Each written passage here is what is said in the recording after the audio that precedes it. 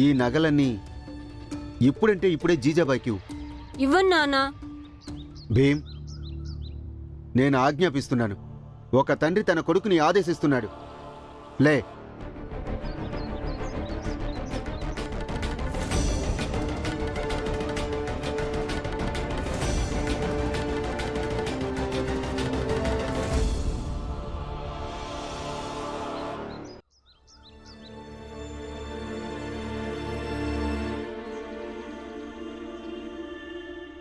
అమ్మ అనేది తన దగ్గర ఎన్ని నగలైతే ఉన్నాయో అవన్నీ మా ముగ్గురి భార్యల ముఖదర్శనానికంట, ఇంకా మంజుల అక్క తులసి అక్క కోసమని. అందుకని మంజుల అక్క, ఇది నీకు.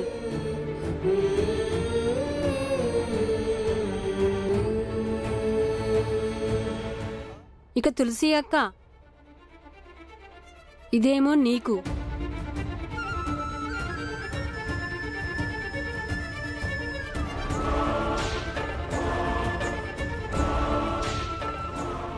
బాలా అన్నయ్య, ఇది నువ్వు తీసుకో.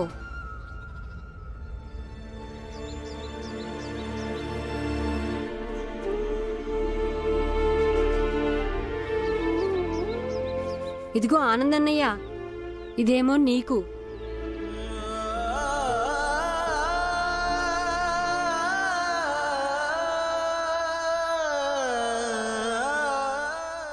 నీకు తెలుసా భీమా, ఈ చెవి పోగులు నాకు మా అమ్మ ఇచ్చింది. ఇక ఈరోజు నీ కారణంగా ఈ పోగులు నాకు తిరిగి దక్కాయి. అమ్మా, ఈ నగలు నాకు కూడా జీవితాంతం గుర్తుండిపోతాయి. ఇక ఇవి నాకు.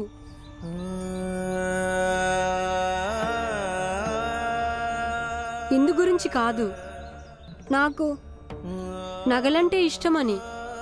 ఎందుకో తెలుసా? ఎందుకంటే అమ్మ నగలంటే నాకు ప్రపంచంలో అన్నిటికంటే ఎక్కువ ఇష్టం.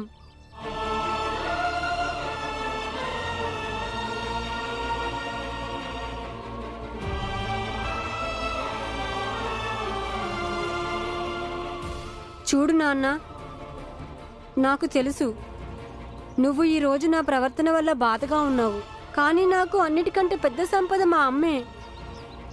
జీవితాంతం ఉంటుంది. నా ఉద్దేశం ఏంటంటే నిన్ను గాని లేక ఇంకెవరినీ గాని బాధ పెట్టడం అస్సలు కాదు.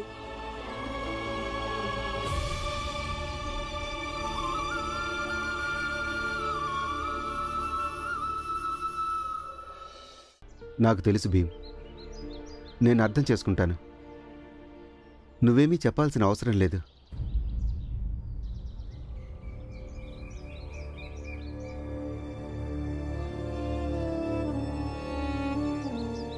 ఒకవేళ మీరు మొత్తం అందరూ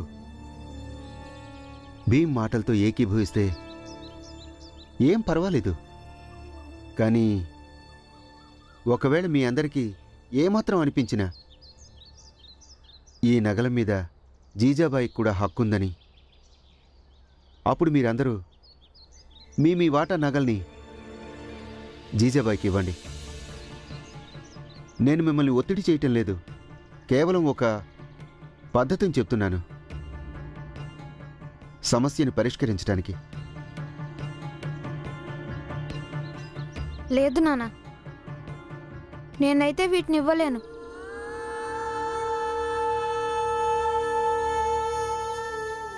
అందరికీ టీ తీసుకొచ్చాను, రండి. భీమ్, ఇదిగో పాలు తాగు.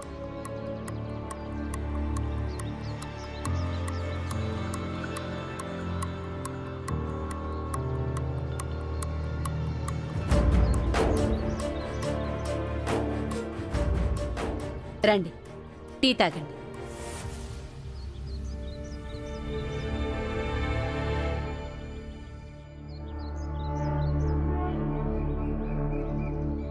తీసుకో.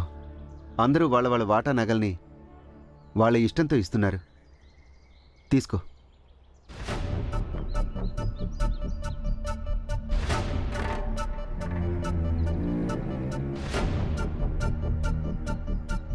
నేను భీమ్ మా వాటా నగలను ఇవ్వలేము.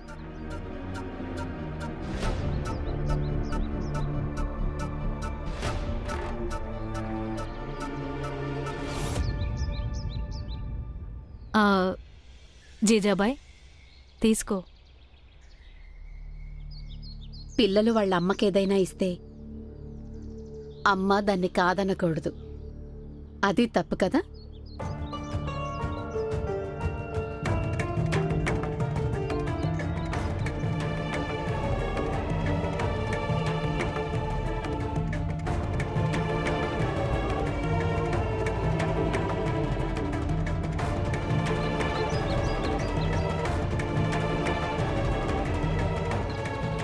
తీసుకోండి.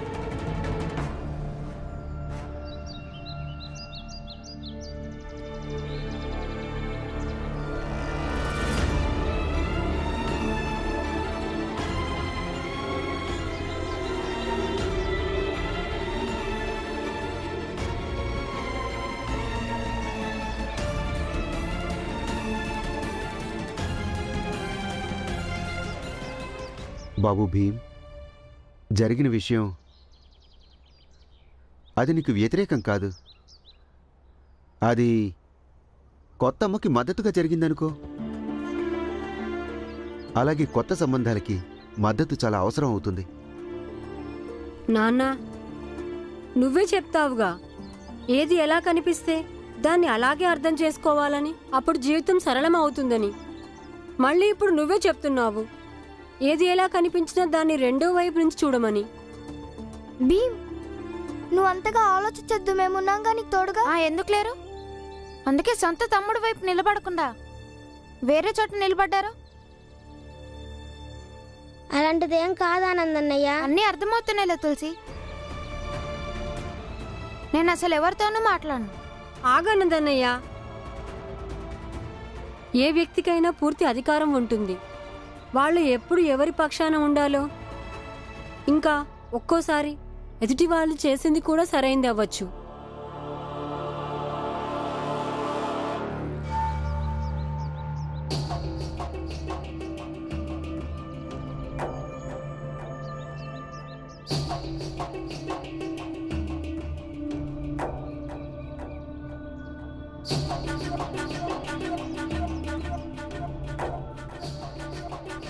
ఈ నగల మీద కేవలం నాకే హక్కుంది.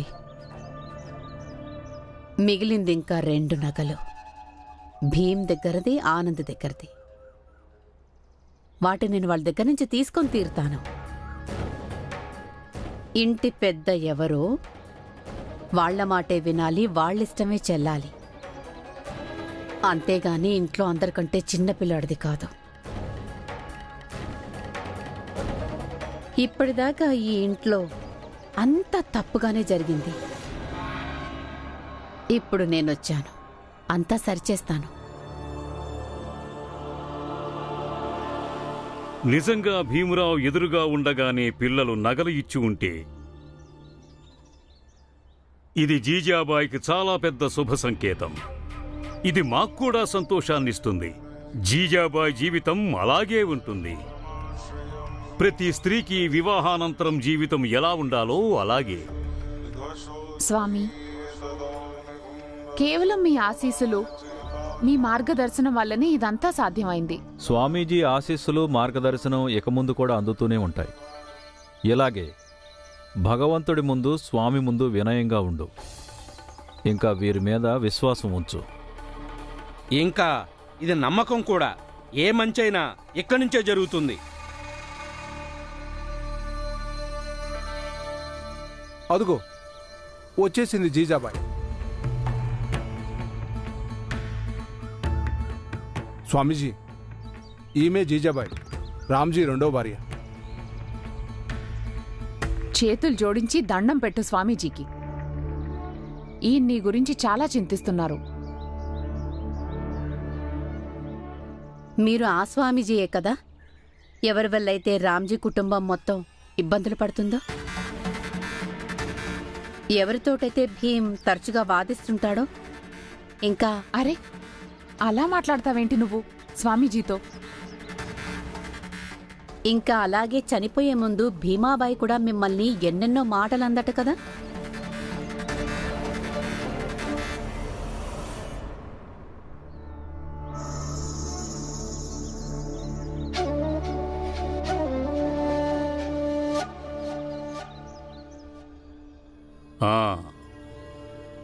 నేనే ఆ స్వామీజీని. నేను అలాగే ఉంటాను.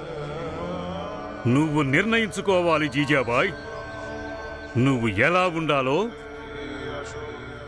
అలాగా. ఎలాగైతే భీమాబాయి ఉండేదో అలాగే. ఎలా ఉంటే నీ కుటుంబ సభ్యులు సుఖంగా ఉంటారో అలా.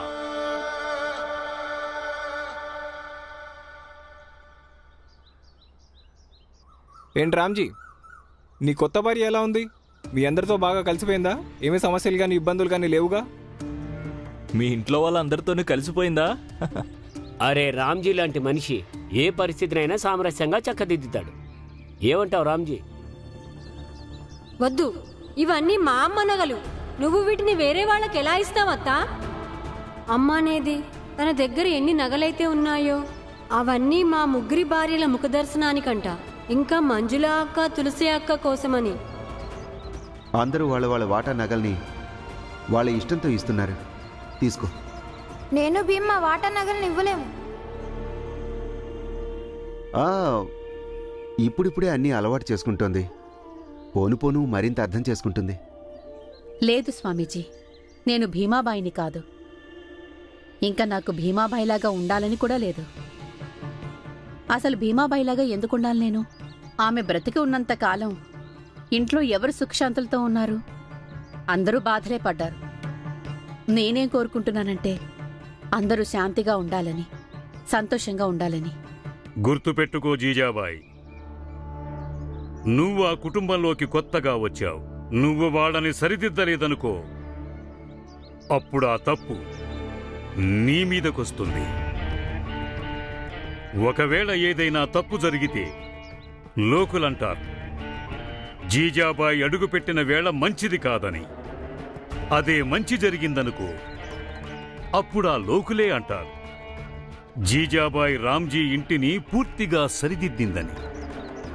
ఏళ్ల అనుభవంతో ఏర్పడిన ఈ సామాజిక ఆచారాల వల్ల నీ మీద ఏదైనా మచ్చపడితే దాని గురించి రామ్జీ కుటుంబం కూడా ఎవ్వరినీ ప్రశ్నించలేదు, ఆ మచ్చను చెరిపేయలేదు. అర్థమైందా? అలాగే స్వామీజీ, అర్థమైంది. నీకు శుభం కలుగుతుంది. కానీ ఒక విషయం గుర్తుపెట్టుకో, రామ్జీ ఇంకా భీమ్రావ్ ఇద్దరూ వాళ్ల కుటుంబాన్ని ఈ సమాజం నుంచి వెడగొట్టి దూరంగా పెట్టారు. దాన్ని నువ్వే కలపాలి. ఇక ఆ పనికి అందరికంటే పెద్ద ఆటంకం ఆ భీమ్రావే అవుతాడు. వాణ్ణి నువ్వే అదుపు చెయ్యాలి. ఆ తరువాత ఎలాంటి కష్టమూ ఉండదు. ఎలాగైతే మీ జాతి వాళ్ళు మరికొందరు మా సేవ చేసుకుంటారు, మీరు అలాగే చేసుకోండి. మేము ప్రసన్నులమవుతాం. అలా అయిన వ్యక్తి ఎవ్వరికీ ఎన్నడూ ఏ హాని చెయ్యడు. అలాగే స్వామి.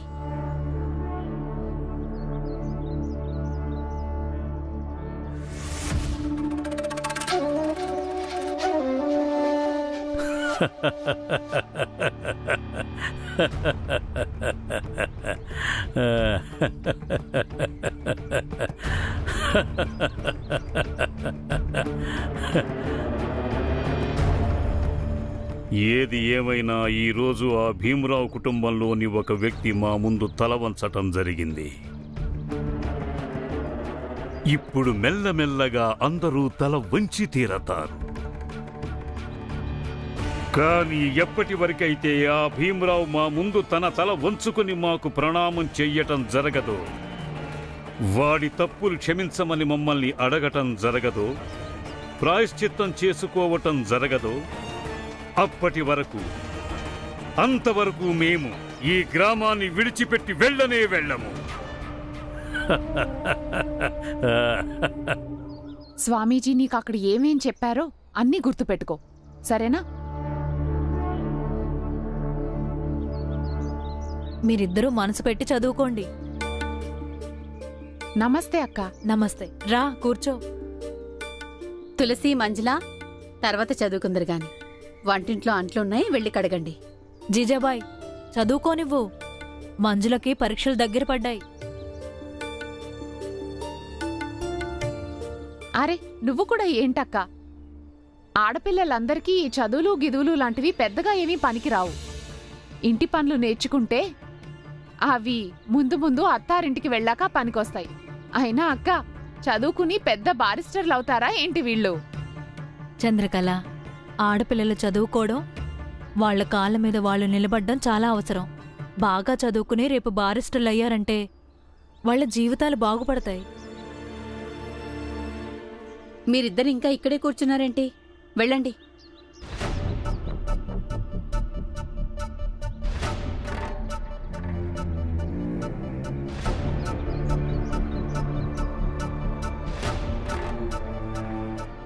చూడు వదినా, నా మీద పూర్తిగా నమ్మకం ఉంచండి మీరు. నేను పిల్లలకి శత్రువుని కాదుగా. నేనిప్పుడు వాళ్ళని అలా మారుస్తున్నాను. ఎలా ఉంటే ఇల్లు సుఖశాంతులతో ఉంటుందో. భీమాబాయి పిల్లల్ని తన పద్ధతిలో పెంచింది. నేను నా పద్ధతిలో పెంచుతున్నాను.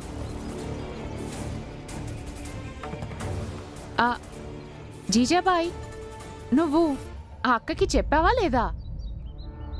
ఊరుకోవదినా, నేను టీ పెట్టుకొస్తానుండండి. ఏంటి ఏంటి విషయం? అక్కయ్యకి చెప్పడం అవసరం. అది కాక ఈమె తప్ప రామ్జీతో ఇంకెవరు మాట్లాడతారు? అసలు విషయం ఏంటి? అక్క, రామ్జీ అన్నయ్య నిన్నీవితో అన్నాడంట ఆయనకి ఇంకా జీజాబాయికి ఎప్పటికీ సొంత పిల్లలు ఉండరట. ఇప్పుడు నువ్వే చెప్పక్క, ఇదెక్కడి న్యాయం? వేరే వాళ్ల పిల్లల్ని తన పిల్లలుగా ఒప్పుకోవడం మంచి విషయమే, కానీ తను కూడా ఒక తల్లి అయితేనే కదా ఒక ఆడదానిగా తన జీవితం పరిపూర్ణమయ్యేది. అవునా అక్క? వదిలే వదినా, నువ్వెందుకు అనవసరంగా విషయాన్ని పెద్ద చేస్తున్నావు? నన్ను ఈ కుటుంబంలో అందరూ స్వీకరించారు, కొత్త జీవితాన్ని ఇచ్చారు. నాకు ఆ అదృష్టం చాలు. చూడక్క, ఈమె ఈ ఇంటి గురించి ఎంతగా ఆలోచిస్తుందో మరి నీకు కూడా బాధ్యత ఉంటుంది కదా. నువ్వు రామ్జీ అన్నయ్యతో మాట్లాడు. వద్దు వద్దు వదినా, నువ్వు ఆయనతో ఏమీ చెప్పొద్దు. నేను టీ పెట్టి తీసుకొస్తాను.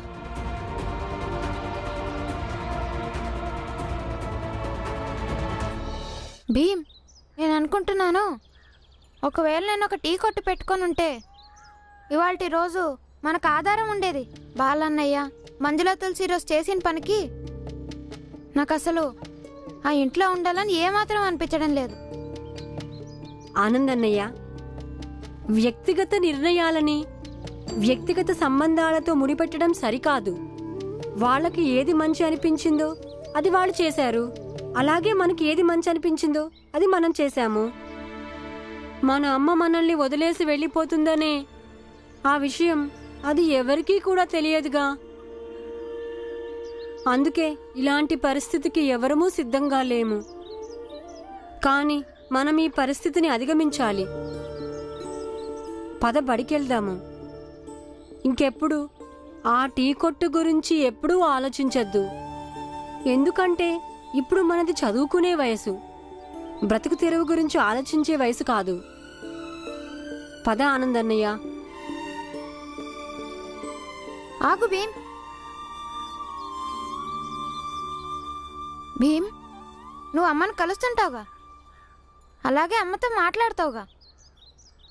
భీమ్, ఒకసారి నన్ను కూడా అమ్మ దగ్గరికి తీసుకెళ్ళవా? ఇవాళ అమ్మ బాగా గుర్తొస్తుంది. ఎందుకంటే నాకు ఎప్పుడు ఏ బాధ కలిగినా అప్పుడు అమ్మ వచ్చి నన్ను హోదార్చేది. ఇంకా నాకు మంచి మంచి కథలు మాటలు చెప్పి నన్ను నవ్వించేది. భీమ్, ఇవాళ నా మనసేమీ బాగాలేదు. నాకు నవ్వాలనిపిస్తుంది భీమ్, కానీ నాకెందుకో నవ్వు రావడం లేదు.